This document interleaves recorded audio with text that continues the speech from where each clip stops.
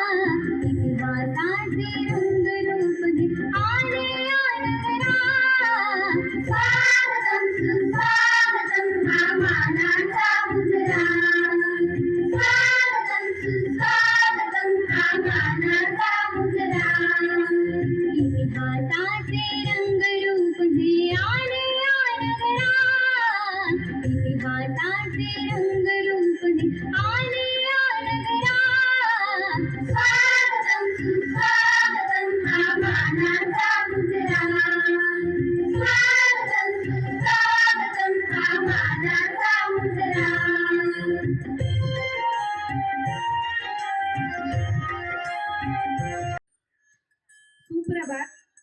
आपल्या आकाशदीप coaching classes Bhugaon आणि भूकूमच्या career guidance seminar आणि 10वी-12वी विद्यार्थ्यांच्या सत्कार समारंभामध्ये मी आकाशदीप कोचिंग क्लासेस भूगाव आणि भूकूम ब्रँच तर्फे आलेल्या सगळ्या पाहुण्यांचं, पालकांचं, मान्यवरांचं आणि विद्यार्थ्यांचं सहर्ष स्वागत करते. स्वागतम, शुभ स्वागतम. अतिथींच्या आगमनाने गहिवरले हे सेवा सदन. अतिथींच्या आगमनाने गहिवरले हे सेवा सदन. अतिथींना विनंती, करुणी दीप प्रज्वलन, प्रसन्न करावे वातावरण. संस्कृती आहे आपली प्रकाशाची, शीतलता आहे त्यात चंद्राची. दीप प्रज्वलनाने सुरुवात करू या कार्यक्रमाची. हीच प्रथा आहे आपल्या भारतीय संस्कृतीची. तिमिरातून तेजाकडे म्हणत आजच्या या कार्यक्रमाच्या तिन्ही पाहुण्यांना आणि आकाशदीप कोचिंग क्लासेसचे संस्थापक अध्यक्ष श्री रोडगे सर यांना मी विनंती करते की त्यांनी दीप प्रज्वलन करून कार्यक्रमाची सुरुवात करावी.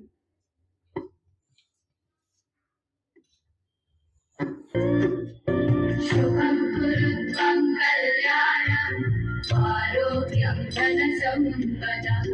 शुभं कुरुत्वं कल्याणं आरोग्यं धनसम्पदः. शत्रुबुद्धि विनाशाय दीपज्योते नमोस्तुते. दीपज्योते नमोस्तुते. दीपज्योते परब्रह्म. दीपज्योतिर्जनार्दनः. दीपज्योतिः परब्रह्म. दीपज्योतिर्जनार्दनः. दीपो हरतु मे पापम्. सन्ध्यादीपनमोस्तुते. ओ दीपं ब्रह्मरूपस्थं ज्योतिषां प्रभुरव्ययः. ओ दीपं ब्रह्मरूपस्थं ज्योतिषां प्रभुरव्ययः. आरोग्यं देहि पुत्रांश मतिं स्वच्छामि ते सदा. रवेरस्तं समारभ्य यावत् सूर्योदयो भवेत्. रवेरस्तं समारभ्य यावत् सूर्यसम्पदः. शुभं कुरुत्वं कल्याणं आरोग्यं धनसम्पदः. शत्रुबुद्धि विनाशाय दीपज्योते.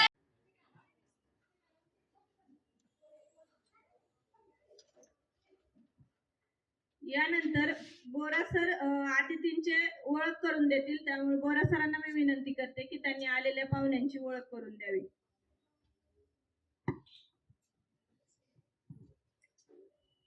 Good morning all of you. Today is our distinguished chief guest for the career guidance seminar and felicitation ceremony are Professor Ramesh Bade sir, Dr. Akash Srivatsav sir and Dr. Jayashree Marwate madam. Now first we start with our first chief guest, Professor Ramesh Bade. He is the esteemed founder of Chanakya Junior College Pirangut as well as Chanakya Junior College Bhalgavan Pathardi. Professor Bade sir having 25 years of experience in student counseling as well as Professor Bade sir as a lecturer in mathematics at MES Garware College. Now, his profound knowledge and dedication to education are invaluable to this event. Now, the second chief guest is Dr. Akash Srivatsav sir. He is the Training and Placement Officer at Padma Bhushan Vasantdada Patil Institute of Technology, Bavdan, Pune. His expertise in guiding students toward successful career adds immense value to our seminar. And last but not least, Professor Dr. Jayashree Marbate Madam, as a distinguished professor at Mays College, Garware College, join us to share his insights and experience in academics. Together, their presence promises invaluable insights and inspiration for all the attendees. Thank you. Thank you.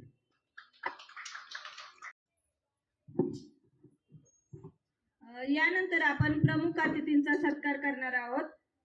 तर professor Ramesh बडे sir यांचा सत्कार बोरा sir करतील.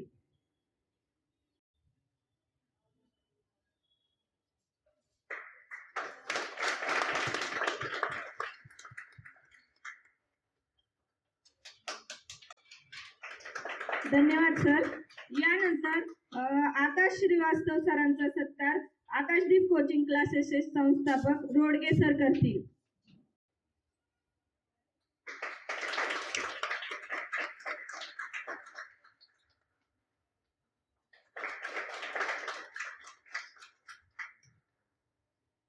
धन्यवाद sir.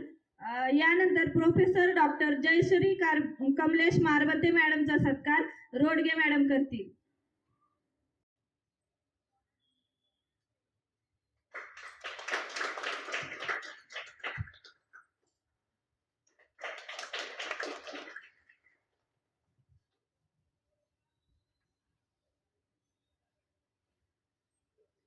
विद्यार्थी मित्रांनो, career हा आपल्या जीवनातील महत्त्वाचा विषय आहे.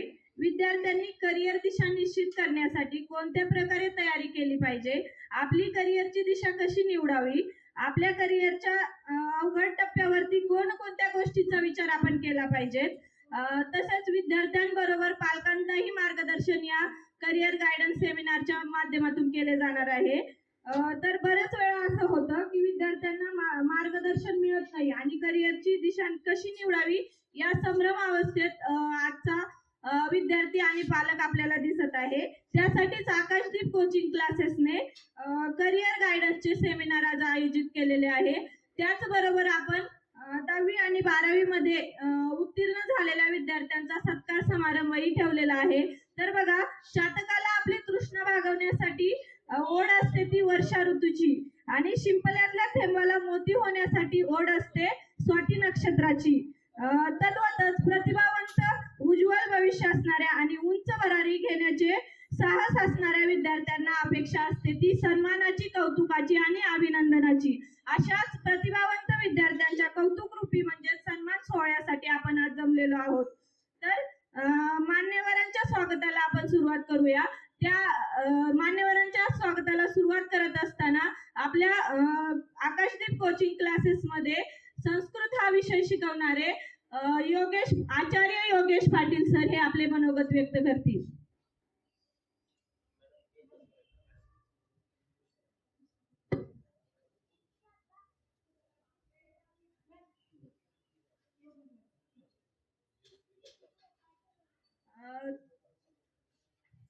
जयश्री दगडे मॅडम यांचे स्वागत आपल्या क्लासच्या जोशी मॅडम करतील.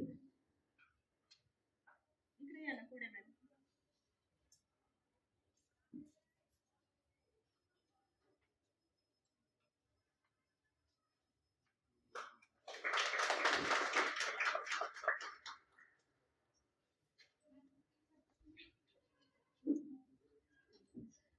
तर योगेश सरांना विनंती करते की त्यांनी आपले मनोगत व्यक्त करावे. नमस्कार, सुप्रभात. आकाशदीप कोचिंग क्लासेसच्या वतीने विद्यार्थ्यांचा सत्कार समारंभ व व्यवसाय मार्गदर्शन यासाठी आलेल्या सगळ्या विद्यार्थी पालकांचं मनापासून स्वागत. विद्यार्थी मित्रांनो, तुम्हाला मराठीमध्ये एक वाक्य माहीत आहे, केल्याने होत आहे रे आधी केलेची पाहिजे. हे खूप प्रसिद्ध वाक्य आहे आणि आपण सगळ्यांनी लहानपणापासून वाचलं आहे, त्याबद्दल बरीच माहिती घेतलेली आहे. एक संस्कृतमध्ये एक सुभाषित आहे, उद्यमेन हि सिद्ध्यन्ति कार्यानी न मनोरथै. उद्यम म्हणजे काय? उद्यम म्हणजे हार्ड वर्क, कठीण मेहनत, परिश्रम, याला उद्यम असं म्हणतात. तर उद्यम केल्याने म्हणजे कठीण परिश्रम केल्याने काय मिळतं? प्रत्येक कामामध्ये यश मिळतं. जीवनाच्या कुठल्याही क्षेत्रामध्ये आपल्याला प्रगती करायची असेल तर कठीण परिश्रम आवश्यक असतं. त्यानंतर म्हणतात की न ही सुप्तस्य सिंहस्य प्रविशन्ति मुखे मृगाः. मृग म्हणजे हरिण. बघा, एखादा सिंह झोपलेला आहे आणि जंगलामधलं जे हरिण आहे ते स्वतःहून सिंहाच्या मुखामध्ये प्रवेश करत नाही. म्हणजे काय की सिंहाला त्यासाठी धडपड करावी लागते. दिवसभर तो फिरेल तेव्हा त्याला शिकार मिळेल. तसंच आपल्याला प्रत्येक क्षेत्रामध्ये धडपड करणं आवश्यक आहे, कठीण परिश्रम करणं आवश्यक आहे. हा श्लोक सांगतो आपल्याला की प्रगती करण्यासाठी आपल्याला भरपूर परिश्रम आणि त्यासोबतच जिद्द आणि प्रामाणिकपणा या दोन गोष्टी खूप महत्वाच्या आहेत. स्वामी विवेकानंद म्हणतात, बघा तुम्ही इथं बोर्डवर लिहिलंय बॅनरवर की उत्तिष्ठत म्हणजे उठा, जाग्रत म्हणजे जागे व्हा आणि प्राप्य वरात निबोधत. जे विद्वान लोक आहेत त्यांच्याकडून ज्ञान प्राप्ती करून घ्या. उठा, जागे व्हा, विद्वान लोकांकडून ज्ञान प्राप्ती करून घ्या. आणि तुम्ही सगळे विद्यार्थी, आजचे विद्यार्थी भविष्याचे, देशाचे, राज्याचे आणि भारताचे आदर्श नागरिक आहेत. तर तुम्हाला पुढील भविष्याच्या वाटचालीसाठी खूप खूप शुभेच्छा. मनापासून भरपूर शुभेच्छा. धन्यवाद. यानंतर आपल्या क्लासचे संस्थापक अध्यक्ष रोडगे सर यांना विनंती करते मी की त्यांनी आपले मनोगत व्यक्त करावे. सुप्रभात. सर्वांना नमस्कार. आजच्या कार्यक्रमासाठी आपण ज्यांना निमंत्रित केलेले आहे असे प्रतिष्ठित प्रमुख पाहुणे, चाणक्य ज्युनियर कॉलेजचे संस्थापक अध्यक्ष श्री रमेश बडे सर, PVPIT इंजिनिअरिंग कॉलेजचे ट्रेनिंग आणि प्लेसमेंट ऑफिसर श्री आकाश श्रीवास्तवजी आणि MES गरवारे कॉलेजच्या प्राध्यापिका जयश्री पवार मारबते मॅडम, तसेच येथे जमलेल्या सर्व सुज्ञ पालक की ज्यांनी आकाशदीप कोचिंग क्लासेसची आपल्या विद्यार्थ्याला शिकण्यासाठी निवड केली, आणि विद्यार्थी बंधू भगिनींनो, आपल्या जयश्री दगडे मॅडम पण इथे उपस्थित आहेत.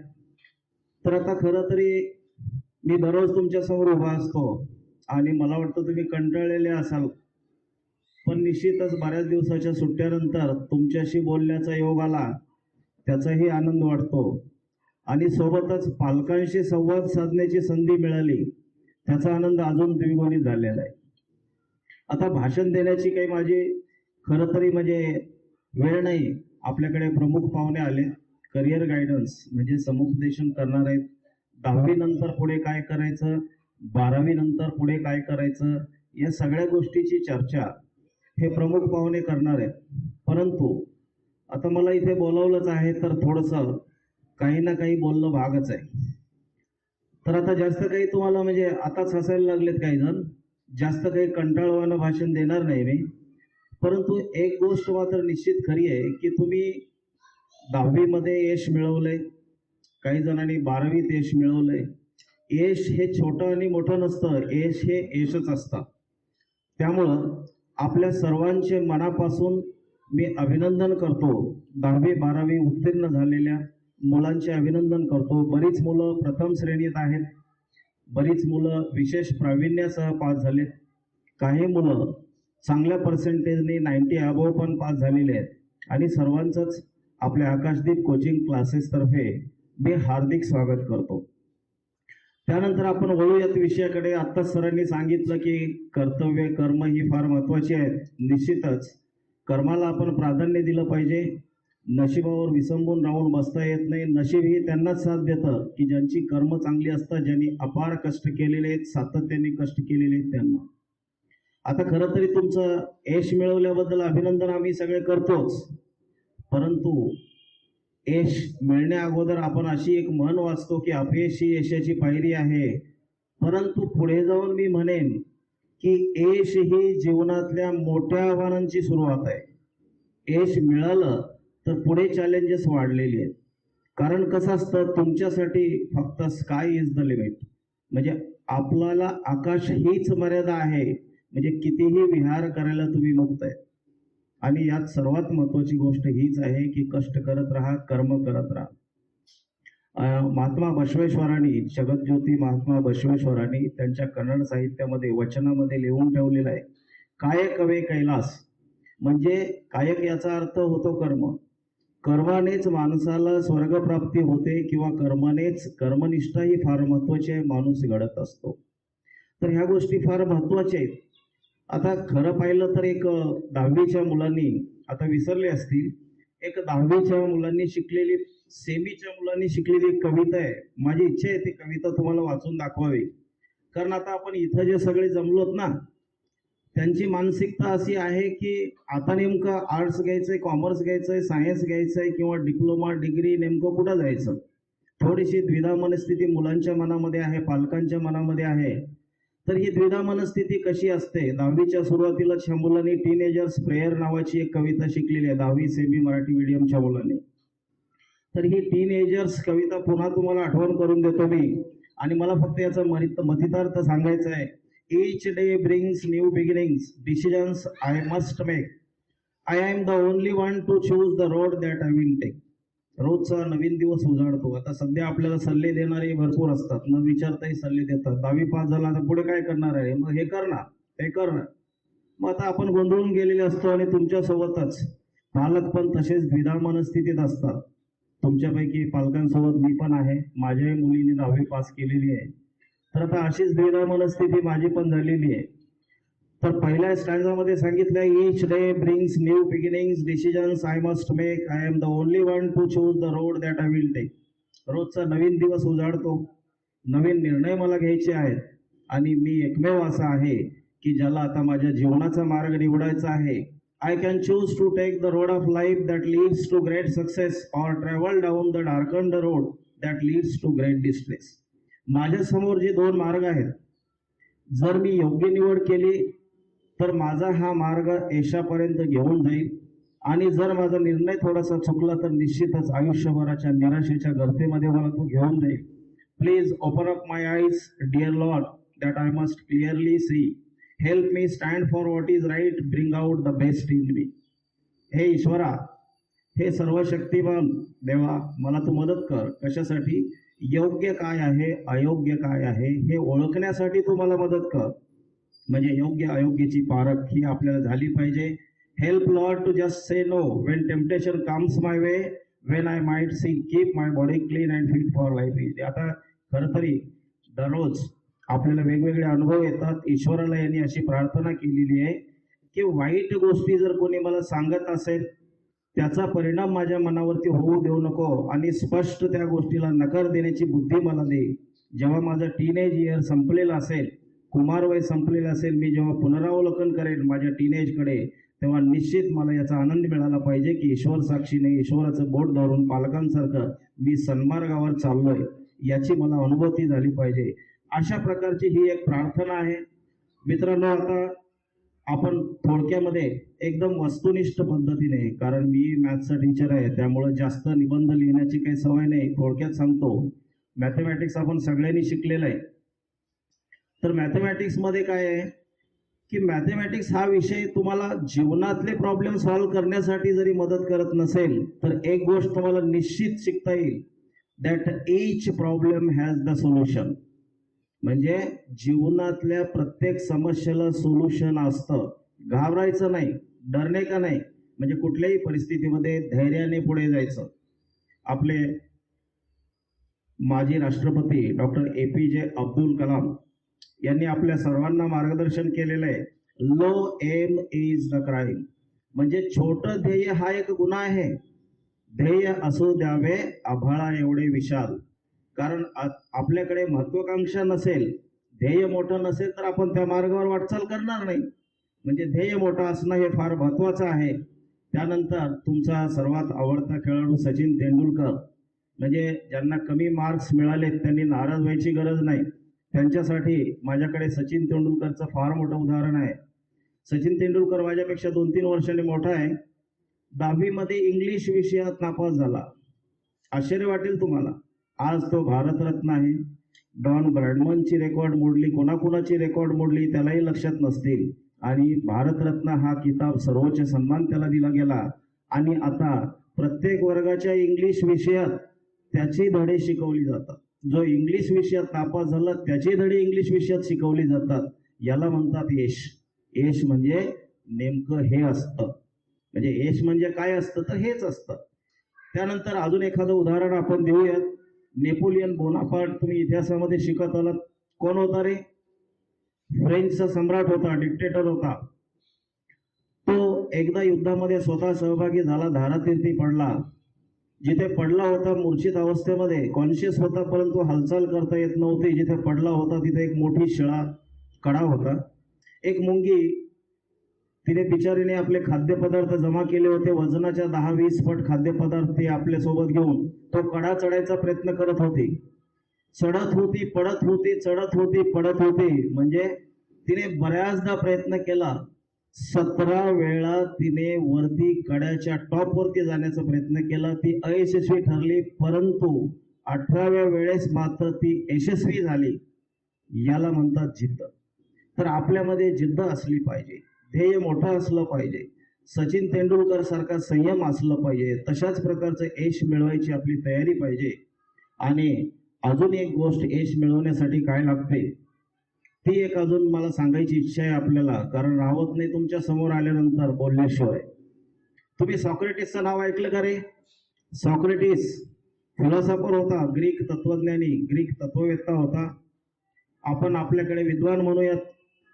तो अथेन्स शहरात राहत होता.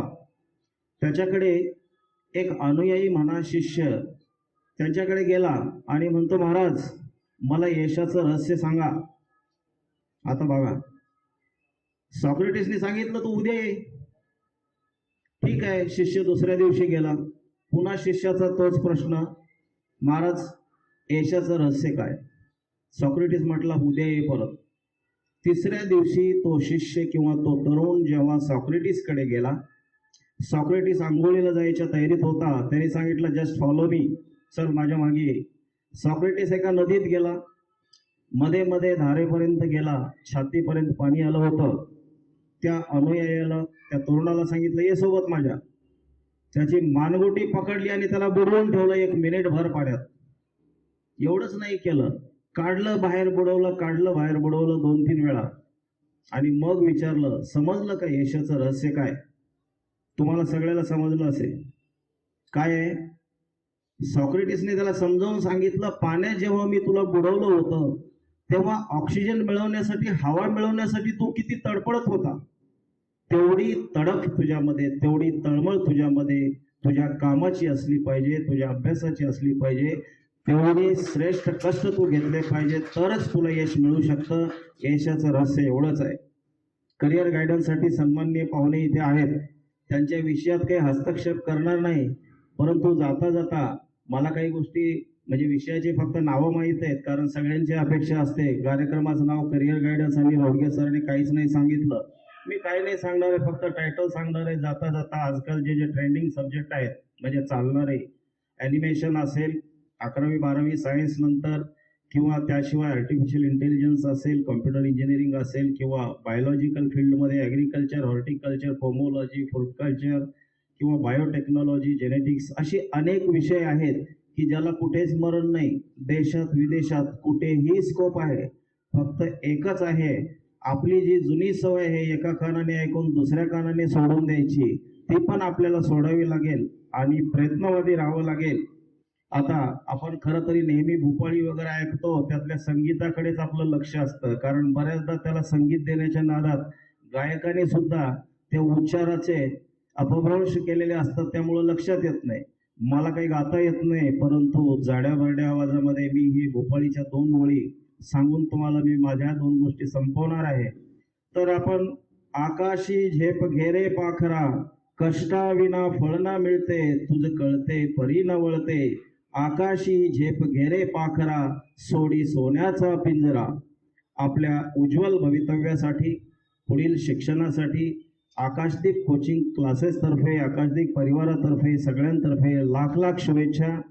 धन्यवाद. इथून पुढेही सगळ्यांच्या भाषणाला, मार्गदर्शनाला सगळ्यांनी चांगली दाद द्यावी. प्रमुख पाहुणे फार व्यस्त कार्यक्रमातून आपल्याकडे आलेले आहेत. कृपया हा छोटासा कार्यक्रम अरेंज करण्यासाठी बरीच मेहनत लागत असते. तुम्ही इथून जे काही घेऊन जाल ती शिदोरी सांभाळून ठेवा. धन्यवाद. थँक्यू. धन्यवाद सर. खूप मोलाचं असं मार्गदर्शन सरांनी इथे केलेलं आहे आपल्याला. त्यानंतर यानंतर आपल्याला आता आकाश श्रीवास्तव सर मार्गदर्शन करणार आहे. तर सरांना विनंती करते मी की त्यांनी आपले मनोगत व्यक्त करावे.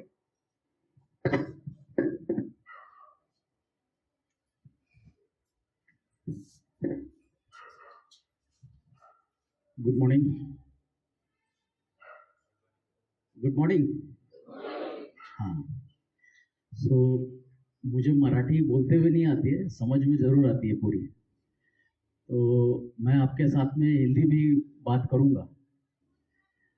सबसे सर्वप्रथम शिव रोडगे सर, आकाशदीप कोचिंग के फाउंडर, मैडम रोडगे मैम, उनके संस्था से जुड़े हुए सभी टीचर्स, तुषार बोरा सर, उपस्थित professor Ramesh Bade, founder of Chanakya junior college, Jayashree ma'am,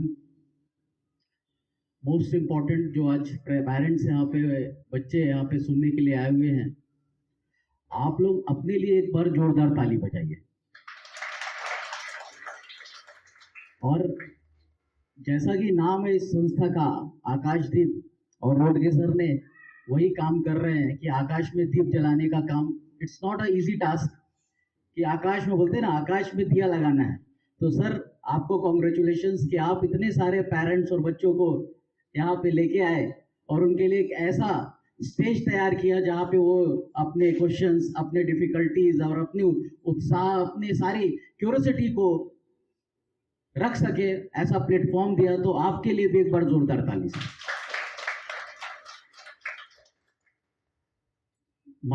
मेरा नाम आकाश श्रीवास्तव है.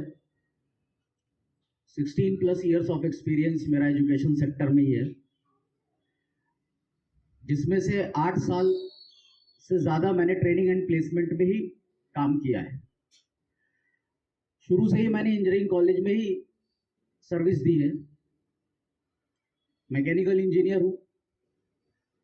मेरे फादर, जिंदल इंडस्ट्रीज का नाम आपने सुना होगा, मेरे फादर वहाँ डायरेक्टर है. जब मैंने इंजीनियरिंग कंप्लीट की तो मेरा 4 कंपनियों में प्लेसमेंट हुआ था, और मेरे प्लेसमेंट के बाद मेरे ज्वाइनिंग में टाइम था. ज्वाइनिंग समझते हैं आप? जैसे कि आज आप जुलाई में एग्जाम कंप्लीट करते हैं, उसके बाद कंपनी में आपका अगर प्लेसमेंट हो गया है तो कुछ दिनों बाद आपको पता नहीं होता है कंपनी को कि भाई कब प्रोजेक्ट आएगा और कब इस बच्चे को हम नौकरी पे बुलाएंगे. तो कुछ टाइम था, उस टाइम को मैंने टीचिंग में यूटिलाइज किया, टीचर बन गया. और जब मेरे टाइम आया ज्वाइनिंग का तो मैं चला गया 5-6 महीने बाद. वहां जाने के बाद मुझे समझ में आया कि जब मैं बच्चों के बीच में था तो मुझे ज्यादा एनर्जी मिलती थी. यूथ के बीच में, यूथ की क्यूरियोसिटी, यूथ के फोर्स से ज्यादा मुझे यंग फील होता था. आज भी मैं यंग ही हूं.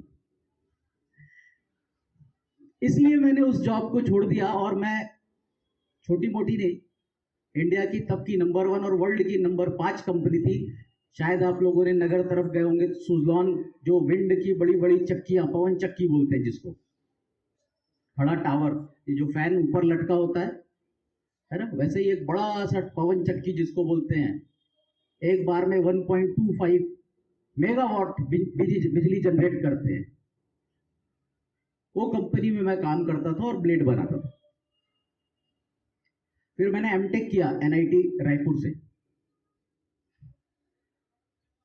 एमटेक करने के बाद मैंने टीचिंग प्रोफेशन को कंटिन्यू किया।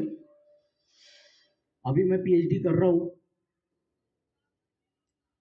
Plus IIM Calcutta Indian institute of management, देश का दूसरे नंबर का सर्वश्रेष्ठ, देश का दूसरे नंबर का सर्वश्रेष्ठ जहां पे प्रबंधन की डिग्री दी जाती है, वहां का मैं एलुमनी हूं, पढ़ा हुआ हूं।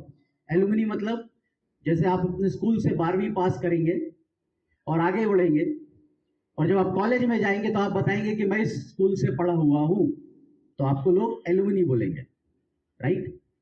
तो मैं देश के सर्वोच्च टॉप 2 इंस्टीट्यूट से पढ़ा हुआ व्यक्ति हूं। प्लस छोटी सी और एक बात बता दूं कि देश के प्रधानमंत्री श्री लाल बहादुर शास्त्री जी को आपने सुना होगा, देखा होगा, उनके बारे में पढ़ा होगा, देखा क्या फोटो में, न्यूज़पेपर्स में देखा होगा। वो मेरे 4 फादर्स हैं। उनका नाम था लाल बहादुर श्रीवास्तव और उन्होंने श्रीवास्तव की पदवी त्याग दी थी क्योंकि समाज में वो उच्च वर्ग में आते थे। तो उन्होंने समाज में एक रूपता, उस समय देश आज़ादी की लड़ाई लड़ रहा था और गांधी जी के साथ में उनके आदर्शों पे, उनके सिद्धांतों पे चलने की कोशिश करते हुए, तो उन्होंने बोला कि मुझे मेरे नाम से लोगों को जुड़ने में तकलीफ ना आए, इसलिए उन्होंने श्रीवास्तव की पद अपना त्याग दिया और जो शास्त्री था वो समाज में उन्होंने उनको उपनाम पदवी दी गई। आज मुझे यहाँ पे कैरियर गाइडेंस के लिए बुलाया गया है और बच्चों और पेरेंट्स दोनों का, और गुरु तो सर्वोच्च, सबसे पहले हमारे बोला गया है गुरु ब्रह्मा गुरु विष्णु गुरु देवो महेश्वरा, और गुरु साक्षात परब्रह्म तस्मै श्री गुरुवे नमः।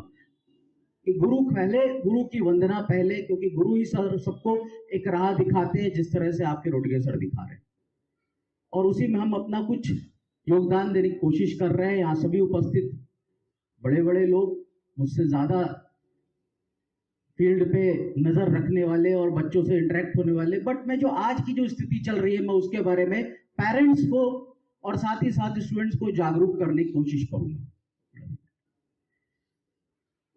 चलेगा ना सर यहाँ पे? Thank you. So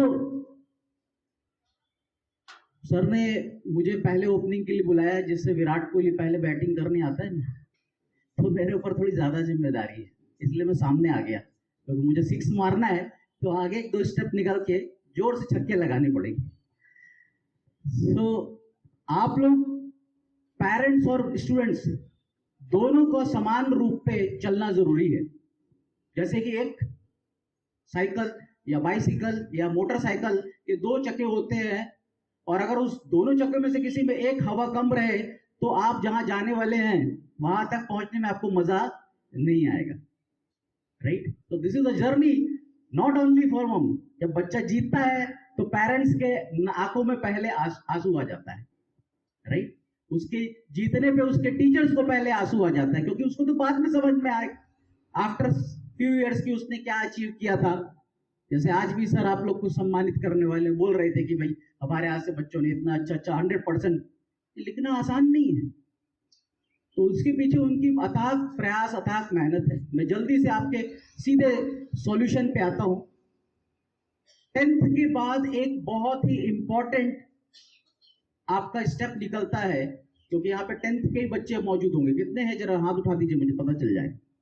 okay, so 10th के बाद आप अपना एजुकेशन आगे क्या कैरियर में करना चाहते हैं, ये बहुत इंपॉर्टेंट है। और आजकल के बच्चे क्योंकि रील्स वाले हैं, उनका time span, time catching time बहुत कम हो गया है। वो बहुत जल्दी थोड़ी सी चीजों में इन्फ्लुएंस हो जाते हैं। हाँ, यही अच्छा है, अरे वाह,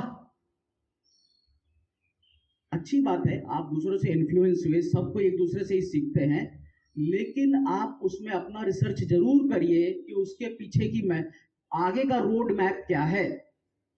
ये कोर्स मैं अगर करता हूं, जैसे फॉर 10th करने के बाद अगर आपने कॉमर्स सब्जेक्ट सिलेक्ट किया तो इसके बाद मैं आगे क्या क्या कर सकता हूं, ये आप खुद रिसर्च करिए।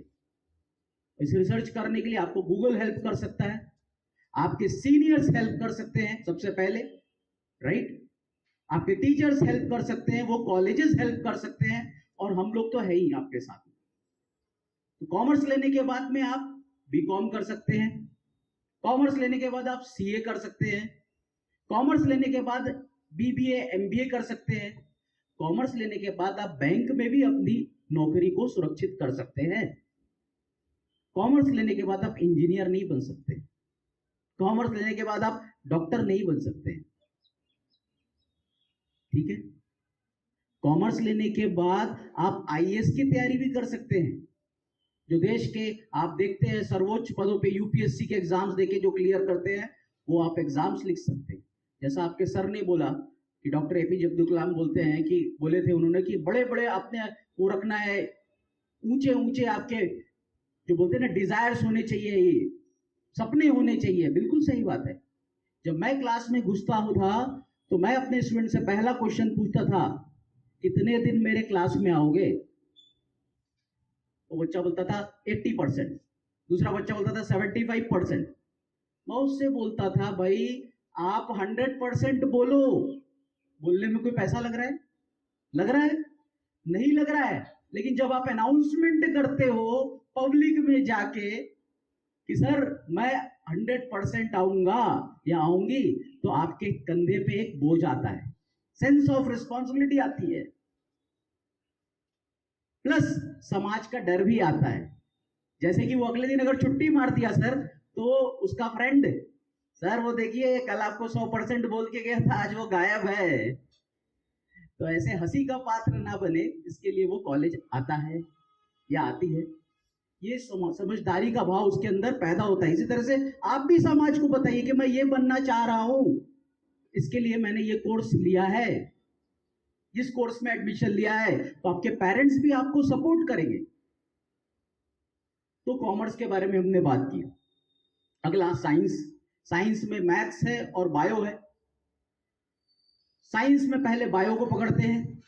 मेडिकल में जाना है आपको, एमबीबीएस, डेंटल, तो आपको पता है नीट एग्जामिनेशन का आपने नाम सुना होगा, राइट? वो आप दे सकते हैं। बी फार्मेसी भी आप कर सकते हैं।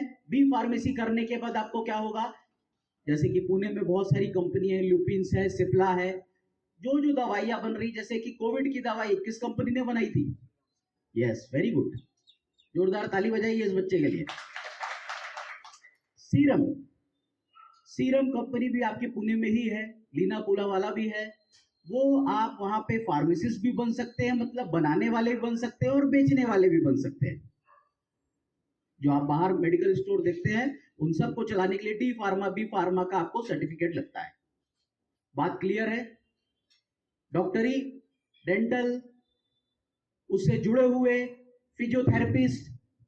जब मैं अपनी इंजीनियरिंग कर रहा था 2007 में, तब फिजियोथेरेपी स्टार्टिंग में आपने सुना होगा, अभी अभी सर ने सचिन तेंदुलकर का नाम बताया, उसको टेनिस अल्बो करके बीमारी हो गई थी, याद है आपको? नहीं सुना होगा, हम लोग के टाइम पे याद है। तो फिजियोथेरेपिस्ट से उसको ठीक कराया गया। लेकिन आज आपको हर जगह जगह जगह 100 मीटर, 200 मीटर, 500 मीटर के बाद एक फिजियोथेरेपी की दुकान दिखती है, राइट? और it is very much important because after any accident और टेकिंग द फ्रैक्चर, जब आप डॉक्टर के पास से निकलते हैं तो उसको पूर्ण रूप से भगवान का बनाया हुआ तो वापस से वैसा जुड़ेगा नहीं। फिजियोथेरेपी जो होती है उस एक्सरसाइज से उसको ठीक किया जाता है, राइट मैडम? तो फिजियोथेरेपी का भी 3 साल का कोर्स, फिर मास्टर ऑफ थेरेपी भी होती है 2 साल का, आप कर सकते हैं। And that is also considerable like a doctor. आप अपनी क्लिनिक खोल के बैठ सकते हैं। आजकल स्पोर्ट्स में हर एक के साथ में एक फिजियोथेरेपिस्ट होता है, चाहे हॉकी टीम हो, चाहे क्रिकेट टीम हो, चाहे कोई भी टीम हो, कोई भी टीम आप पकड़ लीजिए, एथलीट्स। आजकल खेल का इतना बड़ा उद्योग हो गया है कि आप उसको सोच ही नहीं सकते। लेकिन अगेन आपको पहले अनाउंसमेंट करना पड़ेगा, आपको बताना पड़ेगा। अगर आप बोलते हैं कि मैं बॉक्सर बनना चाहता हूं, गर्ल्स ऑल्सो, राइट? कल ही चैंपियन, वर्ल्ड चैंपियन को हमारे चेस चैंपियन ने, इंडिया के चेस चैंपियन ने हरा दिया। क्या नाम है?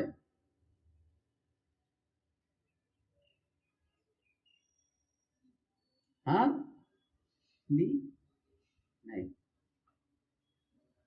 हाँ, यस, बिल्कुल सही जवाब, जोर दो। Pragyanand, very good. Pragyanand sir, आपके यहाँ के बच्चे बहुत ही नॉलेज, मतलब मुझे आश्चर्य हो रहा है, मैंने ऐसे बच्चों को जीके में देखा। बहुत बढ़िया प्रज्ञानंद, वेरी गुड। यस, तो first time he defeated the world champion, अभी लास्ट टाइम हार गए थे। बहुत ही बढ़िया। तो आप अपने कैपेबिलिटी को बचपन से कर रहे थे, उनके पेरेंट्स को सपोर्ट करते, लेकिन आप क्लियर रहिए, अपने विजन एंड मिशन के साथ क्लियर रहिए। मुझे एनडीए में जाना है, पुणे में चांदनी चौक पे एनडीए है, राइट? उसमें एडमिशन कौन से ईयर के बाद हो जाता है? 12th के बाद हो जाता है। अब आप 12th पास किए और आपके गेट पे जाके खड़े हो गए, हाँ मुझे एडमिशन दे दो, और वो आपके लिए, जैसे अभी हमारी पूरा सत्कार हुआ है ना, वैसे वहां पे कोई खड़ा नहीं है आपके सत्कार के लिए, हाँ आ गया, वाह वाह वाह, आइए आइए आइए, रेड कारपेट एंट्री। इसके लिए क्या लगेगा आपको? प्लानिंग लगेगी। अभी से लोग प्लानिंग कर रहे हैं, 6th स्टैंडर्ड से दौड़ने की तैयारी, स्टेमिना बढ़ाने की तैयारी, समझ रहे हैं आप? आजकल गर्ल्स हमारी फाइटर जेट्स उड़ा रही है ना? तो अगर आपको नया फाइटर जेट उड़ाने का अनुभव लेना है, राफेल खरीदा है, ये राफेल मैं उड़ाऊंगा, मैं उड़ाऊंगी। आपको पता है राफेल उड़ाने के लिए ऐसा नहीं कि आज मुकेश छुट्टी पे है तो सुरेश उड़ा देगा ऐसा नहीं है। Rafale is a very high latest 4.5 generation का नया लेटेस्ट विमान है, जनरेशन होते हैं उसमें 4.5। चाइना क्लेम कर रहा है कि मेरे पास 5th जनरेशन का है, लेकिन वो प्रदर्शनी में कभी लेके नहीं आता है। इसलिए चाइना की बातों पे तो विश्वास मत करिए, चले तो चांद शाम तक और नहीं चले तो रात में ही खत्म। इसीलिए हमने चीनियों को बहुत मार भगाया डोकला में। तो 4.5 जनरेशन राफेल जो है वो पूरा एआई बेस्ड है, आर्टिफिशियल इंटेलिजेंस, जो आजकल हर कोई बात कर रहा है। और ये सिर्फ इंजीनियरिंग की बात नहीं है, आर्टिफिशियल इंटेलिजेंस कॉमर्स का बच्चा भी पढ़ सकता है, राइट? मेडिकल में भी आर्टिफिशियल इंटेलिजेंस आ गया है। आप ऑपरेशंस में पूरा का पूरा स्क्रीन में देख सकते हैं कि क्या हो रहा है, राइट? आजकल बड़े बड़े हॉस्पिटलों में ब्रेन की सर्जरी होती है। चेन्नई में एक बहुत बड़ा दिमाग का हॉस्पिटल है, नेशनल न्यूरो सेंटर, गवर्नमेंट का है, सेंट्रल गवर्नमेंट का। 1500 रुपए में दिन की 10-12 खोपड़ियां खोल देते हैं डॉक्टर। आपको खुलवानी है मैडम तो जा सकती है। कहने का मतलब यह है कि वो पूरा लाइव दिखाया जाता है जो भी उसके साथ आया है। आजकल सब टेक्नोलॉजी चेंज हो गई है, एआई, आर्टिफिशियल इंटेलिजेंस। सो ऐसा नहीं है कि ये इंजीनियरिंग वाला ही बच्चा पढ़ेगा। तो मैं आपको साइंस बायोलॉजी में लेके जा रहा था, वापस लाता हूँ। बायोलॉजी से मैंने आपको बताया कि बहुत सारे डिफरेंट स्ट्रीम्स है, फार्मा है, मेडिकल है, मेडिकल में भी बहुत सारा फिजियोथेरेपी है, डॉक्टर है, डेंटल का डॉक्टर है, और दिल, हार्ट, गायनोकोलॉजिस्ट, आंखों का, वो सब तो आपको पता ही है। अच्छा, एक चीज और आपको बताऊं, एक बायोमेडिकल इंजीनियरिंग भी होती है। लोग बोलते हैं सर कि डॉक्टर भगवान का रूप होते हैं, लेकिन आपने किसी भगवान को बिना पावर के देखा है? नहीं देखा ना। हम इंजीनियर्स ही उसको पावर देने का काम करते हैं। आप जितना भी सामान देख रहे हैं, जितना भी उनके पास में ताकत है, वो सब इंजीनियर्स ने दिया है। मेरे फादर का हाथ टूट गया था एक बार, तो उन्होंने, टाइम लिमिट था क्या सर? बेल, अच्छा, तो उनको मेरे सामने डॉक्टर ने 3 रॉड रख दी और बोला सर ये रॉड जो है ये 60,000 की है, जर्मनी की है। ये जो रॉड है ये 35,000 की है, और ये जो रॉड है ये 40,000 की है, आपको कौन सी लगवानी है? मैं बोला डॉक्टर साहब पैसा को तो ठीक है, ये अलग अलग क्यों प्राइसेस के अलग अलग है? बोला साहब जो अंदर रॉड जाएगी वो अंदर जाने के बाद में क्या क्रिया करेगी? जैसे हम कई बार सुनते हैं ना कि आंख का इलाज हुआ और 4 मरीज मर गए, उनको क्या हो गया था? इन्फेक्शन हो गया था, सुनते हैं ना? तो वो अंदर जाए और कोई सेप्टिक ना हो, इसलिए उसके प्रोडक्ट की पहले 50 बार 51 बार टेस्टिंग की गई। ये सारा काम किसने किया है? इंजीनियर्स ने किया है। वो जो सीजर है ना, काट रहे हैं हम, जो टाका लगा रहे हैं मशीन, जो एक्सरे की मशीन है, जो स्टेथोस्कोप है, वो सब किसने बनाया है? इंजीनियर्स ने बनाया है। तो इसलिए जितना भी ताकत आप देख रहे हैं, इसलिए मैंने बायोमेडिकल इंजीनियरिंग का आपको नाम लिया। उसके लिए इंजीनियर भी काम कर सकता है और मेडिकल वाला भी काम करता है। Now come to the maths. Maths के जो बच्चे हैं, सबसे पहले उनका फेवरेट इंजीनियरिंग। क्यों क्यों होता है फेवरेट इंजीनियरिंग? आप लोगों ने रेट रिटर्न ऑफ इन्वेस्टमेंट सुना है? ROI बोलते हैं अपन, रिटर्न ऑफ इन्वेस्टमेंट। कि आप अगर आज 100 रुपए लगा रहे हैं किसी बिजनेस में या किसी चीज में, तो मेरे 100 रुपए कब मुझे वापस मिल जाएंगे?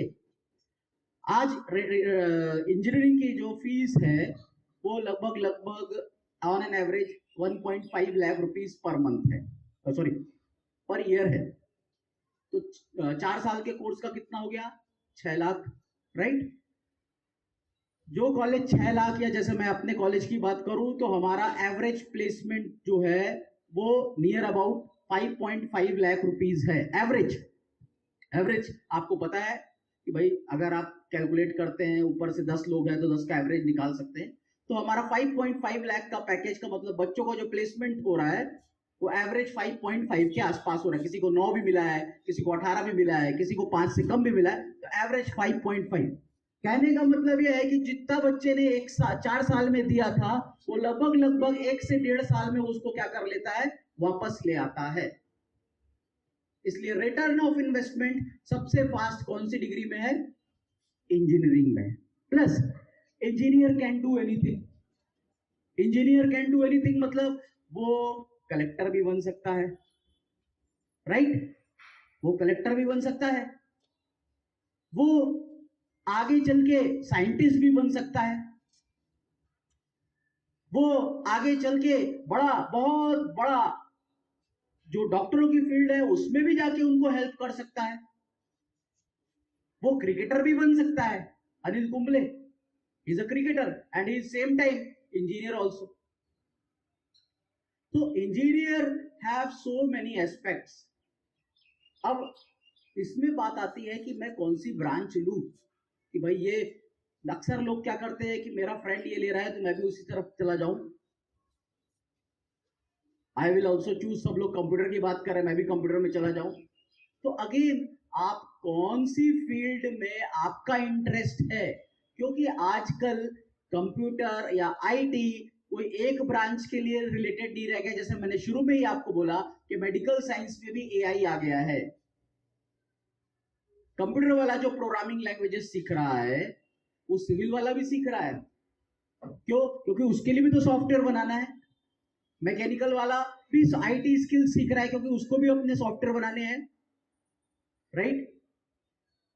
तो हर एक ब्रांच में आईटी प्रोग्रामिंग स्किल्स का यूज हो रहा है। इसलिए हर कंपनी, आईटी कंपनी हर ब्रांच के बच्चे को अपॉर्चुनिटी देती है। और वो क्या बोलती है कि आपके अंदर अगर स्किल है, आपको अगर आता है, मेरी प्रॉब्लम आप सॉल्व कर दो। जैसे गूगल, आपको पता है गूगल के सीईओ का नाम?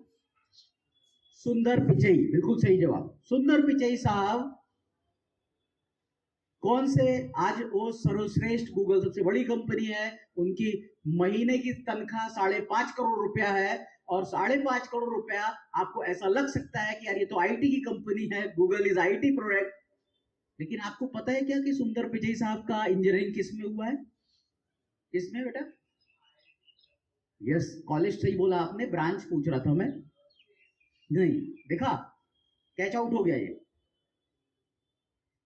ये हो सकता है, ये जनरली सभी को लगता है सर ऐसा ही कि भाई इतनी बड़ी आईटी कंपनी है और उसका डेफिनेटली सीईओ सीएस वाला ही होगा, आईटी वाला ही होगा। इन्होंने आधा सही बोला कि आईआईटी खड़गपुर से पास आउट है, लेकिन वो मेटलर्जिकल डिपार्टमेंट से पढ़ के गए हैं। मेटलर्जिकल डिपार्टमेंट मतलब जो पत्थर, सोना, अयस्क खोदते हैं ना, it is a part of mechanical. इनको मैकेनिकल पक्का नहीं मिली होगी, मैं शॉर्ट एंड श्योर हूं। तभी मुझे मिल गया तो पूछ के बताऊंगा। तो मैकेनिकल इंजीनियरिंग का छोटा भाई है वो, उसका बड़ा भाई कौन है? Core mechanical. तो सोचिए वो आज कहां जाके बैठे हुए हैं, जिसके बगैर पूरी इंडिया या पूरा वर्ल्ड नहीं चल सकता, उस जगह की कंपनी को वो ऑपरेट कर रहे हैं और वो वहां के सीईओ ही है। और आपको मजे की एक और बात बताता हूं कि सर ने, सुंदर पिचई साहब ने, आज उनका काम है कि प्रोजेक्ट साइन करना, नए नए वेंडर्स लाना, नए नए प्रोजेक्ट्स लाना। but he invested 70% his time to develop the new products. आप देखते हैं गूगल में, मुझे जल्दी जल्दी बताइए गूगल के प्रोडक्ट एक आप बताइए, एक गूगल का प्रोडक्ट, अरे Gmail, yes you tell me, Google Maps, Google Pay, Play Store, बहुत गेम डाउनलोड करता है ना, yes you tell me girl one, Google Lens, yes you tell me, जो आप यूज करते हैं, क्रोम, कौन बोला, आपने बोला, गुड, और मैडम आप गूगल पे, वो तो आप कर ही रहे होंगे फटाफट फटाफट, okay, there are so many, बिल्कुल सही बात है, म्यूजिक भी है, गेम्स भी है, there are lots of stores. आप अगर थोड़ा पीछे जाके देखेंगे ना, 90 के दशक में, 2000 के दशक में कोई जीमेल में अकाउंट खोलना भी पसंद नहीं करता था। मेरा खुद का पहला अकाउंट याहू का था, जीमेल पे कोई अकाउंट भी नहीं खोलना चाहता था, 2-3 कलर की पट्टियां होती थी, बिल्कुल गंदा बदसूरत दिखता था।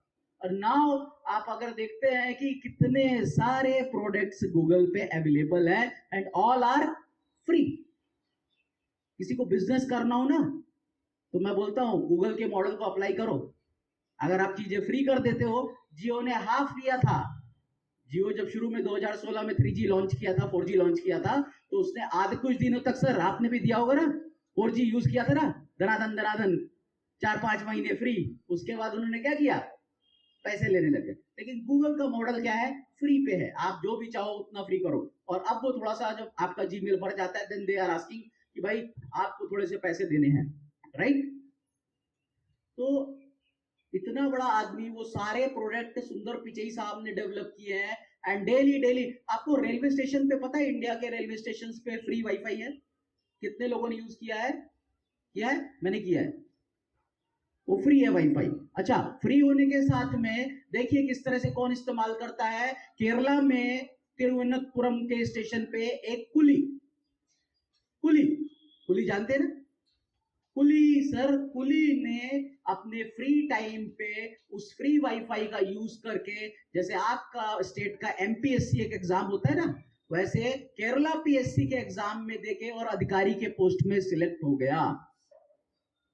ये होता है फ्री चीजों का सही इस्तेमाल। तो फ्री का अगर इंटरनेट मिल रहा है तो सिर्फ रील्स मत देखिए, अपने हिसाब से रील्स देखिए, जो आपके इंटरेस्ट की रील्स है। तो मैं आपको बता रहा था कि इंजीनियरिंग कैन, आप कोई भी ब्रांच चूज कर सकते हैं और कहीं भी जा सकते हैं, लेकिन उसके लिए एक सबसे इंपॉर्टेंट चीज लगती है एक्सेल। एक्सेल मतलब वो वाला एक्सेल नहीं, माइक्रोसॉफ्ट वाला एक्सेल नहीं। एक्सेल का मतलब होता है आगे रहना, इससे आगे रहना। और इसके लिए मैं आपको थोड़ा बैकलैश में ले जाता हूं। जैसे मैंने बोला, मैंने एमटेक किया था, मेरा कल गेट का एग्जाम था, मैं आईआईटी दिल्ली के पीछे रह के पढ़ रहा था। मेरे साथ में मेरा एक रूम पार्टनर था सर, रात को 2:30 बजा था, और मैंने उसको बोला कि भाई चल सो जाते हैं। सही बात बता रहा हूँ बिल्कुल। मैंने बोला भाई चल सो जाते हैं, वो बोला नहीं मेरे को पढ़ना है। और मेरा शुरू से हो रहा है कि मेरे को बीच में 2 आवर्स का 3 आवर्स का ब्रेक चाहिए, अदरवाइज मुझे याद ही नहीं रहता है सवेरे। मैं सोने जा रहा था, लेकिन मुझे अंदर ही अंदर से जलन हो रही थी, क्योंकि मैं तो सो जाऊंगा और ये पढ़ेगा। 3 इडियट्स देखा है ना, राइट? वो बिल्कुल सही पिक्चर है। तो मैंने सोचा मेरे को तो नींद आ रही है, मैं कुछ कर नहीं सकता, मैंने गद्दे में साइड में सो गया। वो मेरा मित्र जैसे उसने मुझे देखा कि मैं सो गया, वो बैठा था चेयर में बैठ के पढ़ रहा था, सडनली वो मुर्गे जैसे बैठ के पढ़ने लगा। मुर्गा जानते, वैसे पैर करके। क्यों बैठा है ऐसा? क्योंकि वो मेरे को सोते हुए देख के उसको नींद आएगी, तो उसको अगर नींद आती है तो अगर वो नींद आएगा तो या तो वो आगे गिरेगा या तो पीछे गिरेगा, और वो सोना नहीं चाहता। वो पहुंचा IIT BHU, मैं पहुंचा NIT रायपुर। समझ रहे हैं? मेहनत, कंसिस्टेंस, आप क्या बनना चाहते हैं, क्या नहीं बनना चाहते हैं, इसमें सबसे इंपॉर्टेंट है आपका एटीट्यूड। आज अगर आपके मम्मी पापा शाम को बोलते हैं कि भाई आज फलाना पार्टी में चलना है, तो पहली चीज तो आप मना करिए कि मेरा एक टाइम टेबल है, वो टाइम टेबल के हिसाब से बैठ के मत पढ़िए। जब तक आपका मन कर रहा है, प्रॉब्लम उठाया है आपने कि आज मुझे अलजेब्रा फिनिश करना है, तो फिनिश कर डालिए। घड़ी के हिसाब से आप मत चलिए, फिर आपको पता नहीं चलना चाहिए अरे आपने थोड़ी देर पहले घड़ी देखा था, आपको लगेगा तब तो 1 बजा था, अभी आप देख रहे हैं एकदम से 5 बज गया। कुछ लोग क्या करते, घड़ी सामने रखते हैं, हाँ अब चालू करो, स्टॉप वॉच जैसा। No, it's not the good practice. आप समय में इतना लीन हो जाइए, जैसे आप क्रिकेट खेलने में जाते हैं तो आपको समय का पता नहीं चलता है, गाने सुनते टाइम पे समय का पता नहीं चलता, इस तरह से पढ़ने में भी एक्सेल लाइए। और 3 चीजें बच्चों मैं आपको बता के जा रहा हूं कि यही करना है, इसी रोड मैप पे आपको चलना है लाइफ में। एप्टीट्यूड क्या होता है? 10th के पहले की सारी मैथ्स, जैसे कि 4 आदमी मिलके गड्ढा 2 घंटे में खोदते थे, तो 3 आदमी वो गड्ढा कितनी देर में खोदेंगे? 12 दर्जन आम लाए, उसमें से 2 सड़ गए, तो क्या प्रॉफिट हुआ, क्या लॉस हुआ? ट्रेन का क्वेश्चन, एवरेज का क्वेश्चन, प्रॉफिट एंड लॉस का क्वेश्चन, प्रोबेबिलिटी का क्वेश्चन, ये सारे क्वेश्चंस आपको 1 मिनट के अंदर सॉल्व करते आना चाहिए विद द ट्रिक्स। आप बोलेंगे सर ये कौन पढ़ाएगा? यूट्यूब में सब अवेलेबल है, जिस भाषा में चाहिए उस भाषा में, अच्छे ट्रेनर्स के साथ में। आप बोलेंगे सर क्यों? क्योंकि जेई के भी एग्जाम्स में पूछा जाता है, आईएएस के एग्जाम्स में पूछा जाता है, और दुनिया का ऐसा कोई भी पेपर नहीं है जहां पे एप्टीट्यूड नहीं पूछा जाता। अगर आप किसी कंपनी के बड़े एग्जामिनेशन सेंटर में बैठते हैं, चाहे वो 10 लाख देने वाली हो, 20 लाख देने वाली हो, चाहे 2 लाख देने वाली हो, वो पहले आपसे 5 से 10 एप्टीट्यूड के प्रॉब्लम सॉल्व कराती है। और वहां पे क्यों सॉल्व कराती है? क्योंकि वो आपसे क्या देखना चाहती है? Mental ability, first thing. Then second thing, your personality which can, आपका कम्युनिकेशन स्किल्स। देखिए बहुत अच्छी बात है, हमें हमारी मातृभाषा हिंदी, मराठी, राजस्थानी, कोंकणी, किस जो भी है, लेकिन आप वर्ल्ड के साथ कॉम्पिटिट करने वाले हैं, या वर्ल्ड की अच्छी अच्छी किताबों को पढ़ने वाले हैं, और आपको वर्ल्ड फोरम पे चैलेंज करना है, अपने आप को प्रूव करना है, तो you have to sustain with the English. उसको आप इग्नोर नहीं कर सकते। समझ में आ रहा है? तो इंग्लिश भी अपनी इंप्रूव करने के लिए, अगेन ये सब फ्री ऑफ कॉस्ट अवेलेबल है। आपको मैं कोई भी ऐसी चीज नहीं बताऊंगा। मेरे कॉलेज में मैंने बहुत सारे रिफॉर्म किए, मैं बहुत ट्रेनिंग्स कराता हूं, तुषार सर को पता है, और सब की सब फ्री ऑफ कॉस्ट कराता हूं। तो मैं आपको ऐसी ही चीजें बताऊंगा जो फ्रीली अवेलेबल है। There lots of apps are available. ऐसे ही आप रील्स को, अगर आप सबको मैं क्या बताऊं, आप लोग से हम सीख रहे हैं। जो रील आप एक बार देखते हैं, 2 बार देखते हैं, वैसे ही रील्स के आपको रिकमेंडेशंस आते हैं, यस और no? Right? This because of AI, that because of data science. तो आप लोग वैसे रील्स देखना चालू करिए, एप्टीट्यूड के, कम्युनिकेशन स्किल्स के, कौन अच्छा बोल रहा है। 2 स्किल्स लाइफ में बहुत जरूरी है। और तीसरी स्किल जो आपकी लाइफ चेंज कर देगी, वो तीसरी स्किल आपके अपने इंटरेस्ट के हिसाब से होनी चाहिए। जैसे कि भाई साहब को अगर अच्छा म्यूजिशियन बनना है, गिटारिस्ट बनना है, तो इनके अंदर कौन सी स्किल चाहिए? रोटी बनाने की, वड़ा पाव बनाने की? इनके अंदर गिटारिस्ट की चाहिए। अगर मुझे अच्छा मैथमेटिशियन बनना है या इंजीनियर बनना है, देखिए इंजीनियर के लिए maths is very much important, right? क्योंकि हर सेमेस्टर में आपको 3 से 4 मैथ्स के पेपर होते हैं, मैथ्स से रिलेटेड न्यूमेरिकल्स पेपर्स होते हैं। तो इसलिए आपको, मैंने शुरू में ही क्या बोला कि एप्टीट्यूड के प्रॉब्लम्स, तो प्लीज आपका मैथ्स स्ट्रांग होना चाहिए। समझ में आ रहा है? आप नासा में जा सकते हैं बीएससी मैथ्स करके भी, और इंजीनियर बन के भी। फिजिक्स का बीएससी करके भी आप नासा में जा सकते हैं, इसरो में जा सकते हैं, बार्क में जा सकते हैं, भाभा एटॉमिक रिसर्च सेंटर, बड़े बड़े रिसर्च सेंटर हैं। लेकिन हर जगह आपकी स्किल्स, तो पहली चीज, फर्स्ट थिंग, रिपीट करिए, पहली चीज क्या चाहिए बच्चों? Which skill you needed? First thing, मेरे साथ बोलिए, एप्टीट्यूड। कौन सी? बोलिए, फर्स्ट थिंग एप्टीट्यूड स्किल्स चाहिए। एप्टीट्यूड मतलब 10 तक के पहले की मैथ्स, वो कैलकुलेटर नहीं मिलेगा उसमें, हाथ से करना है। Second skills, communication skills. Second skill, communication skills. And third most important, domain knowledge. Domain मतलब जिस फील्ड में आप अपना भविष्य तराश रहे हैं, चाहे फिर आप कॉमर्स में जाइए, चाहे आप इंजीनियरिंग में जाइए, चाहे मेडिकल में जाइए, जिस फील्ड में भी आप जाना चाहते हैं, उसके हिसाब से आपका वो डोमेन का नॉलेज। भाई अगर मैं एक कंप्यूटर इंजीनियर, आज एक सुंदर पिचाई साहब एक नया डेवलपर ढूंढ रहे हैं, तो क्या वो उससे पूछेंगे कि नाश्ता किया? क्या वो उससे पूछेंगे कि 12th में कितने मार्क्स आए हैं? वो उससे क्या पूछेंगे कि तुमने कंप्यूटर की कौन सी प्रोग्रामिंग लैंग्वेज जानते हो? राइट? जिससे कि मेरा ये प्रॉब्लम सॉल्व कर दो। वो उससे ये भी नहीं पूछेंगे तुम कौन से ब्रांच से इंजीनियरिंग किए हो। गूगल की अपॉर्चुनिटी मैडम, गूगल की अपॉर्चुनिटी हर ब्रांच के लिए अवेलेबल है, हर ब्रांच के लिए। इट इज नॉट लाइक कि मैकेनिकल वाला जा सकता है, सिविल वाला जा सकता है, इलेक्ट्रॉनिक्स वाला जा सकता है, इवन बीएससी मैथ्स वाला भी जा सकता है, बीएससी फिजिक्स वाला भी जा सकता है। बट वो क्या बोलेगा, ये करके दिखा दो। तो 3 स्किल्स वेरी मच नीडेड। आज का टाइम जो है वो स्किल बेस्ड है। 3 इडियट्स पिक्चर का मैंने आपको एग्जांपल दिया, मुझे पूरी पिक्चर बहुत पसंद है। सिर्फ एक चीज छोड़ के, जो मैं बच्चों को भी, अपने बच्चों को भी बोलता हूँ और आपको भी बोल के जा रहा हूँ। आपको याद होगा वो सीन जब उसका टीचर आमिर खान से पूछता है व्हाट इज मशीन, पूछता है, ये रिमेंबर?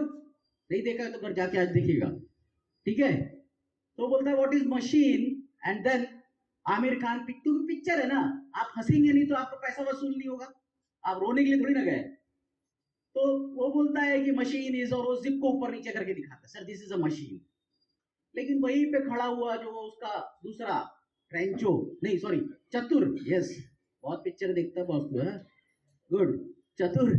चतुर एक इंग्लिश में जो टेक्स्ट बुक की जो लाइन रहती है 3-4 लाइन, वो पढ़ के सुनाता है। उसका टीचर बोलता है वाह क्या बोला बॉस। वही आंसर आपका इंटरव्यू वाला जो बंदा है ना, वही आंसर एक्सपेक्ट कर रहा है। आमिर खान वाला आंसर एक्सपेक्ट नहीं कर रहा है, वो जिप ऊपर डाउन अप डाउन। तो आपके वहीं तक हंसने के लिए अच्छा था, क्योंकि वो आंसर देने के लिए आपको नॉलेजफुल होना जरूरी है।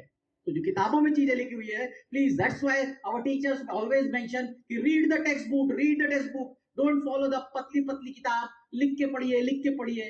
आज भी हमारे जेबों में सारे आपके पेरेंट्स होंगे, टीचर्स होंगे, उनके पास में पेन है, एक छोटा सा कागज का टुकड़ा है, कोई कुछ बोलता है तुरंत नोट करते हैं, राइट? बहुत अच्छी चीज है कि आप सब मोबाइल वाले हो गए, सब कुछ आपको दिमाग में याद है, ऐसा हम सोच रहे हैं। लेकिन प्लीज, कुछ चीजें पुरानी भी बहुत अच्छी हैं और नई भी बहुत अच्छी है, दोनों को साथ में लेके चलने की कोशिश करिए। तो डोंट, किताबों को छोड़िए मत। बड़े बड़े ऑथर्स जैसे मैंने बोला आपको, इसीलिए मैंने इंग्लिश का आपको इंपॉर्टेंस भी बताया कि because the text books which is written in the US, Russia, Israel, छोटा सा देश है इजराइल, अभी लड़ाई भी चल रही है गाजा इजराइल में, राइट? इजराइल में पानी है ही नहीं, एक भी नदी नहीं है, एक भी नदी नहीं है, right? They are using the dripping. जब मोदी जी पहली बार गए, बने थे प्रधानमंत्री 2014 में, इजराइल ने उनको इन्वाइट किया था, वो जाके वहां मशीन देख के आए, ऐसे ही जार की मशीन थी ड्रिपिंग सिस्टम पे। क्यों कैलकुलेट करके रखते हैं। हमारे कॉलेज में लैब है, हमारे बच्चे करते हैं प्रोजेक्ट, वो हर पेड़, हम लोग कैसे करते हैं, सवेरे मम्मी वगैरह, अरे सूख गया गुलाब का पेड़, ले बेटा एक मग्गा पानी। उस गुलाब के पौधे को एक मग्गे पानी की जरूरत नहीं थी, उसको शायद 2, 4, 5 बूंद की जरूरत थी। इजराइल उतना कैलकुलेट करके सिर्फ उतना ही पानी देता है दिन भर में, तो उसके यहाँ पानी का प्रॉब्लम। सोचिए वो कितना हमसे आगे है टेक्नोलॉजी में, एग्रीकल्चर में, राइट? Because of research. तो आप वैसा रिसर्च पढ़ना चाहेंगे ना, और वो रिसर्च किस माध्यम में मिलेगा आपको? इंग्लिश में। दैट्स व्हाई अगर उनके साथ बात करना है, प्रोफेसर से बात करना है, तो आपको क्या आनी चाहिए? इंग्लिश। और ये सारी चीजें करने के लिए देखिए आपके पास भरपूर समय है। जैसे मैंने पहले ही बोला था कि एनडीए 12वीं के बाद होता है, और आप 12वीं पास करके मार्च में आपका रिजल्ट, अप्रैल में आपका रिजल्ट आता है, तो आप गेट पे नहीं खड़े होंगे। So that's why I am mentioning you again, repeating you, कि अपना गोल डिसाइड करिए। गोल डिसाइड करते टाइम पे स्टडी करिए, और पेरेंट्स और टीचर और सीनियर का जरूर अपना मदद लीजिए। That is very much important. और आपको जो अच्छा लगता है वो आप डिक्लेयर करिए कि मैं इस कैरियर में अपना फील्ड बनाना चाहता हूं, इस फील्ड में अपना कैरियर बनाना चाहता हूं। You getting point, right? So अपने आप से प्लेज लीजिए, अपने आप से। स्वामी विवेकानंद जी की फोटो लगी, इतने महान पुरुष, अपना पूरा जीवन उन्होंने इस नए वो नौजवानों के पीछे में खर्च कर दिया, राइट? अभी प्रधान मोदी जी जाके बैठे थे ना, कहां पे? कन्याकुमारी में 2 दिन का उपवास किया उन्होंने, वही जगह पे मेडिटेशन किया। तो दैट्स, वो इतने फिलोसफिकल, इतने बड़े ऊर्जा उत्सर्जक थे कि उनके पास में आने के बाद में उनसे एक अलग एनर्जी निकलती थी। और ऐसे लोगों को अगर हम गाइड, हमारा फॉलोअर, हम ऐसी जगह पे संस्था में आके और ऐसे अच्छी अच्छी चीजों को हमको मिलने का, पढ़ने का मौका मिल रहा है। हमारा देश पहले भी बहुत रिच था और अभी भी बहुत रिच है। बीच के कुछ कार्यखंड को छोड़ दिया जाए तो ऐसा दिखाया गया कि हम मूर्ख हैं या हमें पश्चिम की तरफ देख के वेस्टर्न कल्चर को फॉलो करना चाहिए, लेकिन वेस्टर्न वालों ने हमारी सारी सभ्यताओं को वहां लेके गए, राइट। हमारे यहाँ की किताबों को जलाई गई, समझ रहे हैं आप, जिससे कि हमारा रिसर्च पीछे रह जाए। लेकिन आप सब यूथ के हाथ में अगेन एक मौका है कि देश को फिर से बन रहा है, भारत नई शक्ति बन रही है, राइट। लेकिन ये सब रिस्पॉन्सिबिलिटी आपके अंदर है और एक अच्छा इंसान बनना भी बहुत जरूरी है। Respect your elders, respect your parents. हमारा कल्चर ही इसी बात पे है। आज हमने शुरुआत की पूरे के पूरे भगवानों को नमन करके, ये हमारे कल्चर का पार्ट है। इतना बड़ा सर ने अपने बड़े दिल से थैंक यू बोलना चाहूंगा कि उन्होंने मुझे इस प्लेटफॉर्म पे बुलाया, इतना बड़ा मान सम्मान रखा, और आप जैसे पेरेंट्स और आप जैसे श्रोता मुझे सुन रहे थे इतनी देर से, तो आप सबका भी हृदय से मैं धन्यवाद देना चाहता हूं। और again thanks to my friend Tushar sir कि giving me this wonderful opportunity to express myself in front of the young leaders and minds, कि इस तरह का मौका मुझे मिला और ये मेरा दायित्व बनता है। मैं यही पे एक चीज और बताना चाहता हूँ कि I am international certified career coach.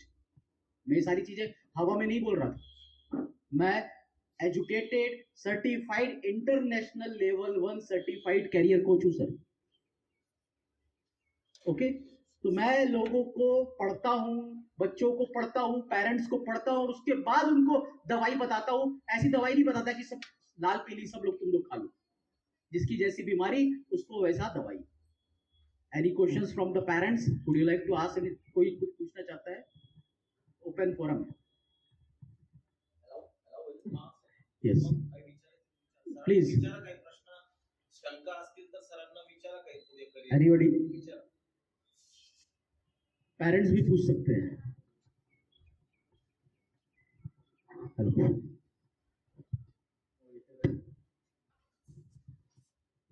Hello sir, good morning sir.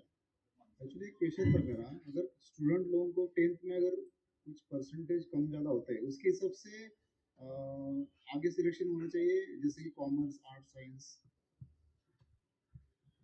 Sir बहुत ही बढ़िया क्वेश्चन पूछा आपने, और ये पेरेंट्स के मन में हमेशा दुविधा रहती है कि मार्क्स ही सब कुछ डिफाइन करने वाले हैं। डेफिनेटली बहुत जगह मार्क्स ही डिपेंड करते हैं, लेकिन सर मेरा मानना ये है कि हर लाइफ में हर जगह ना आपको मौके मिलते हैं, और न्यू एजुकेशन पॉलिसीज में ये आगे आने वाले टाइम पे भी चेंज आ रहा है कि सिर्फ एक पेपर से किसी का भविष्य निर्धारण नहीं होगा। कल ही मेरे पास एक पेरेंट का फोन आया था। अच्छा, लास्ट मैंने सेमिनार भी वारजे में एक बड़े कोचिंग इंस्टीट्यूट में दिया था। ये ऐसे कैरियर गाइडेंस सेशन में करता रहता हूँ, फ्री ऑफ कॉस्ट करता हूँ। तो सर ये मैं बोलना चाह रहा हूँ कि नया एजुकेशन पॉलिसी में आ रहा है कि एक पेपर से किसी का कोई भविष्य डिसाइड नहीं होगा, लेकिन अगर अभी जो सिस्टम है उसके हिसाब से आप बच्चे को बोलिए कि बेटा इस बार जो गलती हुई है वो आगे ना हो, और जब भी आप कभी किसी भी फील्ड पे कहीं भी आप हार जाते हैं तो don't compare with anyone. That's why भगवान ने आपको 5 उंगलियां दी हैं, और ये 5 उंगलियां अलग अलग साइज की हैं। इसीलिए जब भी कभी आपको फेलियर मिलता है, 10th का मार्क्स 60% आपके पॉइंट को रखते हुए बता रहा हूं sir, 60% minimum her company, IT company या कोई भी मल्टीनेशनल कंपनी इंजीनियर को एंट्रेंस देने के लिए एलिजिबल मानती है। लेकिन अगर आपका बच्चा या बच्ची या कोई भी बच्चा 60% से कम ले आता है तो ऐसा नहीं है कि उसको आप जीवन में कुछ बचा ही नहीं, ऐसा बिल्कुल नहीं है। There are lots of opportunities. जैसा मैंने पहले बोला, गूगल का आपको एग्जांपल दिया, ऐसी हर बड़ी कंपनी का sir, they are not asking the marks, they ask what? Skill, calibre. आप जिस फील्ड में आए हैं उसमें आप प्रूफ करके दिखा दीजिए। अगर आप बहुत अच्छे डांसर हैं, आज का प्लेटफॉर्म तो कितना बढ़िया हो गया है सर, रातों रात लोग स्टार बन रहे हैं, राइट। चाहे हिंदी का कंटेंट हो चाहे मराठी का, भी एक गाना आया वो गुलाबी साड़ी वाला, राइट, सारे गानों से टॉप में चल रहा है वो अभी। और आईपीएल के मैच में उसको बुला के उसको मुंबई में उसका गाना प्ले कराया गया, बिकॉज उसके कंटेंट में दम था। तो कंटेंट पैदा करिए ना, और कंटेंट रातों रात पैदा नहीं होता है सर, कंटेंट के लिए मेहनत लगती है, अपने आप को झोंकना पड़ता है, कंसिस्टेंसी, जैसे मैंने बोला, टाइम देख के बैठने की जरूरत नहीं है कि भाई आपका 1 घंटा हो गया, चलो चलो, मेरे कैलेंडर में लिखा है, मेरे टाइम टेबल में लिखा है 1 घंटा, 9 से 5 खत्म, बस चलो चलो चलो। That is very wrong practice. आप डिसाइड करो कि आपको कितना देर पढ़ना है। There are so many opportunities, platform is open. अगर आपके अंदर दम है, आजकल छोटे छोटे बच्चे सर पैसा कमा रहे हैं क्योंकि उसके पास उनका क्या है, कंटेंट है। अगर आपके अंदर मैथ्स बहुत अच्छा है, बोलते ना गुरु से भी अच्छा कई बार चेला निकल जाता है। आपके पास कोई शॉर्टकट ट्रिक्स है, आप शाम को एक वीडियो बनाइए, यूट्यूब में डाल दीजिए। किसी को कोई रोकने के लिए कोई बोला है क्या? कोई पैसा लगता है क्या? कोई इनकम टैक्स का वो लगता है, पैन कार्ड लगता है, आधार कार्ड लगता है? कुछ नहीं लगता। कितने सारे यूट्यूब अकाउंट तो फेक बन के चल रहे हैं। तो आप डाल दीजिए, आपको 1000 फॉलोअर्स मिल जाएंगे, पैसा आना चालू हो जाएगा। तो लोग, तो मैं ऐसा देखा है सर, मैंने ऐसे ऐसे स्टूडेंट्स को बनाया है। आपने रॉल्स रॉय कंपनी का नाम सुना है सर? आप लोगों ने सुना है? उसकी पहली कार कितने की आती है? 5.5 करोड़ की। 5.5 करोड़ की पहली कार आती है, ठीक है सर। पूरे महाराष्ट्र से मैकेनिकल इंजीनियरिंग में सिर्फ एक सीट थी कंपनी की इंटर्नशिप करने की। आजकल इंटर्नशिप वर्ड आपने सुना होगा। This seminar is very short, that's why I am not covering that point. हमारे कॉलेज से मैकेनिकल का अभी जो इस साल का फाइनल ईयर का बैच था, उससे एक बच्चे ने रॉल्स रॉय में इंटर्नशिप की, पूरे महाराष्ट्र से, पीवीपीआईटी से। लेकिन आपको बताऊं सर, मैं जानता हूं बच्चा जब आखिरी राउंड पे था, तो उसके बाद सीओपी का बच्चा फाइट में था, एमआईटी का बच्चा फाइट में था, एक और बड़े कॉलेज का बच्चा फाइट में था, 4 लोग थे। तो मेरा बच्चा एमआईटी वाले से बहुत अच्छा नहीं था, सीओपी वाले से भी बहुत अच्छा नहीं था, लेकिन हाँ उस दिन उसने अपनी अच्छी परफॉर्मेंस दी। उसने अपना कंटेंट जो कंसिस्टेंट जो है वो मेहनत करता रहा, और हम जैसे लोग उसको मोटिवेट करते रहे। तो हमारा जो काम है वो हमें करना चाहिए, हमें बच्चे को मोटिवेट करना चाहिए, बच्चे को पुश करना चाहिए। यस बेटा, तूने इतना किया ना, अगले बार तू इससे ज्यादा करेगा, और अपने गोल को याद रख। और टाइम टू टाइम डॉक्टरों के पास भी जाना चाहिए। डॉक्टर मतलब टीचर्स, डॉक्टर मतलब तुषार सर, कि ये भाई क्या चल रहा है मार्केट में नया, आप इस तरफ मुंह करके बैठे हो और सूर्य पीछे की तरफ निकल रहा है। तो सारे पेरेंट्स को मैंने शुरू में ही अपनी स्पीच को मैंने क्या बोला था कि आपके पास में भी उतनी हवा होनी चाहिए और आपके बच्चे के पास में भी उतनी हवा होनी चाहिए। आपको भी मोटिवेट रहना है, बच्चे को भी मोटिवेट करना है, और बिल्कुल भी टेंशन लेने की जरूरत नहीं सर। सबके दिमाग अलग अलग होते हैं। हमें भी फेलियर मिला है कि आज हम अपनी लाइफ में सक्सेस नहीं है। तो don't disheartened, don't push your students, kids की भाई ऐसा ही आना चाहिए क्योंकि पटेल के बच्चे को इतना आ गया या सुरेश के बच्चे को इतना आ गया, तू ठीक नहीं भाई, ऐसा नहीं है। आपका बच्चा किसी और चीज में अच्छा है, believe on him, believe on her, और उसका गोल क्या है उसके हिसाब से उसको तैयारी। 10th के मार्क्स सर ऐसा सच कोई आपके बहुत बड़े रोड़ा नहीं बनते हैं बीच में आने। 12th के मार्क्स भी बहुत बड़े कोई रोड़ा आगे नहीं बनते हैं। Every kid has a different story. उस स्टोरी को देखने की जरूरत है, उस एस्पेक्ट्स को देखने की जरूरत है। आजकल का मेरे को याद है, जब व्हेन आई वाज किड, मैं जब ठीक से नहीं पढ़ता था ना, मेरे पापा बोलते थे 3 दुकानें खुलवाऊंगा गांव में, 3 दुकानें, एक तेरे लिए, एक तेरे भाई के लिए, और तीसरी किराए पे दूंगा। मुझे ये समझ में नहीं आता, मेरा तो ठीक है, मैं नहीं पढ़ रहा हूँ, मेरे भाई को लेके बोल रहे हैं, वो तो बेचारा छोटा है, मेरे से 8 साल छोटा है। बोलते तू जब अच्छे से नहीं पढ़ा, तेरा भाई भी अच्छे से नहीं पढ़ेगा तेरे को देख के। और तीसरा, तो तुम दोनों दुकान में बैठोगे तो हमारी आजीविका का साधन कुछ रहेगा नहीं, इसलिए हमको भी दुकान। तब ये टाइम था कि कोई एंटरप्रेन्योर की बात करे, स्टार्टअप की बात करे, तो पेरेंट्स को बोलते साले पढ़ नहीं रहा है इसलिए तो ऐसी बातें कर रहा है।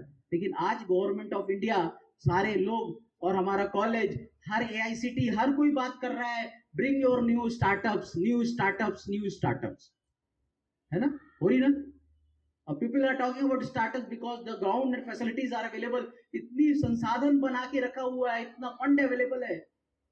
तो डोंट थिंक अबाउट वो पारंपरिक गया, सारी चीज चली गई है, वैनिश। थोड़ा सोच बदलिए, आपका तरीका बदलिए, चीजें अपने आप बदलिए। राइट।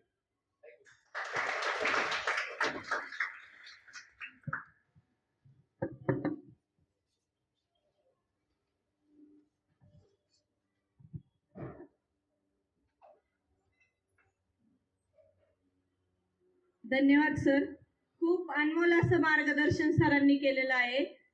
तर यानंतर आपल्याला जयश्री मारवते मॅडम त्यांचं मनोगत व्यक्त करतील. मॅडमला विनंती आहे की त्यांनी आपलं मनोगत व्यक्त करावं.